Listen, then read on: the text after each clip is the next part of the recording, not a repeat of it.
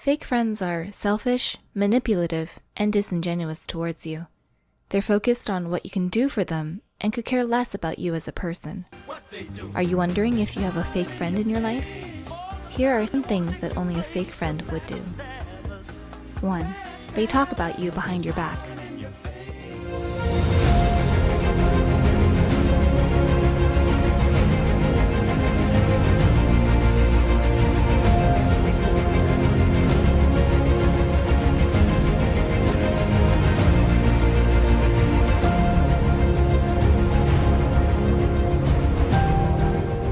Watch some crazy stuff, yo!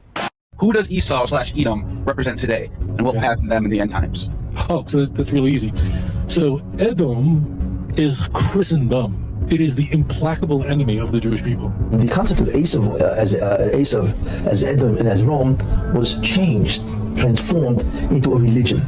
So therefore, any nation that has that religion can be considered Esav.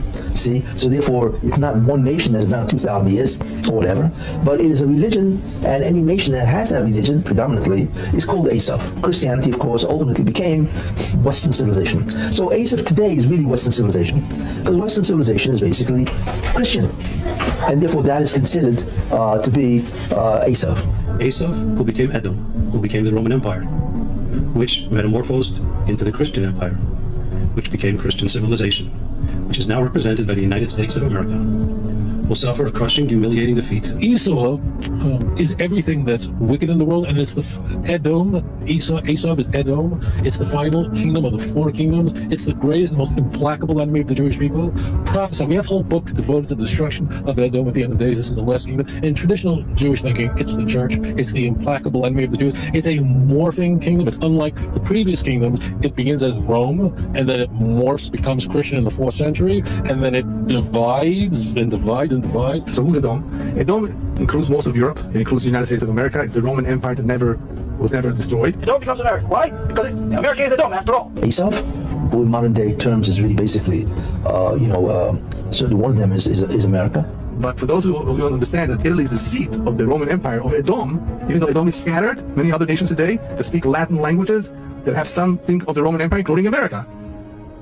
They are first. So Edom is everywhere, and the United States of America is also part of Edom. Malchut Edom, which includes all of America, Europe, and some of the Western Quarter. Who becomes the children of Esav? Well, then it shifts now, and we talk about Galut Edom as who? As Rome, and eventually Western civilization. The Edomites are the descendants of Edom, who is also known as Esau, Jacob's evil twin. Our tradition tells us that the Edomites are the ancestors of the Romans, and indeed of all Europeans and the entire Christian world. Esav, who is the symbol of all the nations, Christians or not. Rome is the last empire of the 4 empires that subjugated the Jewish people. Rome is the worst of all. And Edom is going to be destroyed. We have entire books in Tanakh devoted to the destruction of Edom. It's finished, it's gone, no more. The West is wrong. According to the simple meaning, Europe and America are really one entity. But we know one thing, right? That when it comes to the classic Rome, which is Europe, they're finished.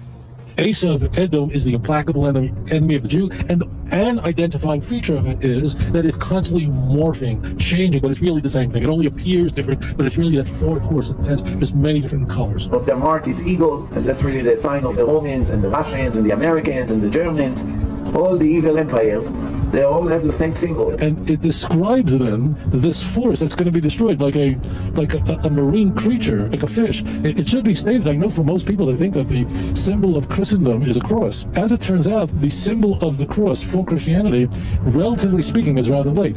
The early and most primitive Christian symbol is the fish, because of the acronym of its name.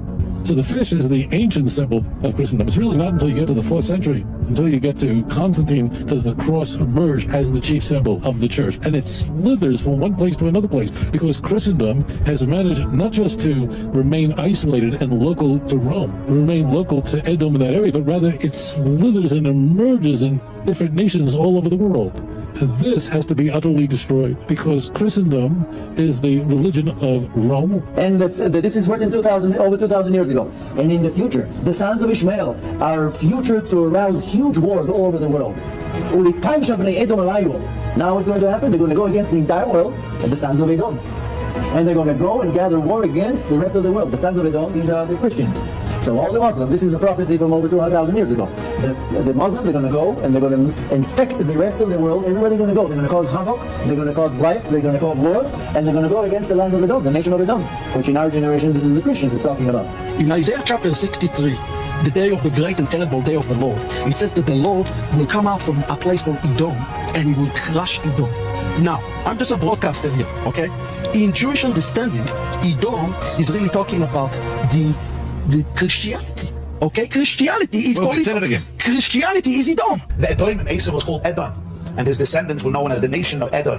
According to Chazal, Edom is the father of Rome, what would later become the Roman Empire. All the mountains are going to be full of blood of the corpses of Edom because of the vengeance that Hashem is going to take from them. Kadosh Baruch Hu will rise and will destroy completely the city of Edom and will completely uproot them. But regarding Esau, Edom, we stress their complete destruction and that God will throw them into the endless pit of darkness and oblivion.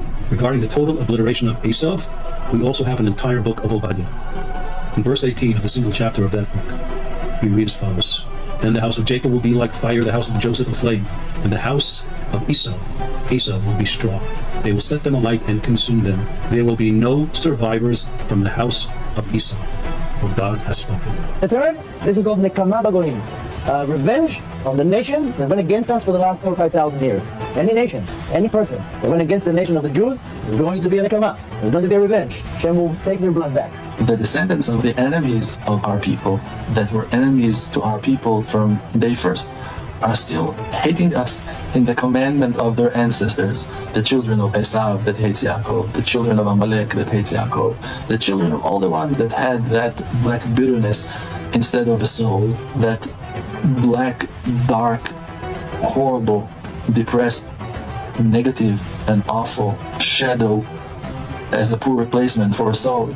Still hating us, still jealous, still don't know what to do with our goodness. To Christianity, Edom, and that Christianity must be utterly destroyed, and that is how the full force of the Messianic age will arrive. The spiritual heirs of the Roman Empire is the Western world, United States of America, so the USA will last until Mashiach comes. So one of the things that has to happen is America has to fall. I mean, because the American-led the world order, that's the American-led order, is going to end again. That's not the same as the very end that we read it in the Bible. So somehow we're going to see a collapse. I mean, America is strong, but not when they're going against 3-4 armies.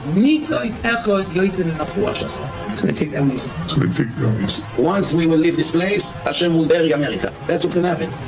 Not because I'm some kind of a prophet. I'm not giving you any prophecies. I'm just describing to you a divine formula. Jeez, Rick, oh my God!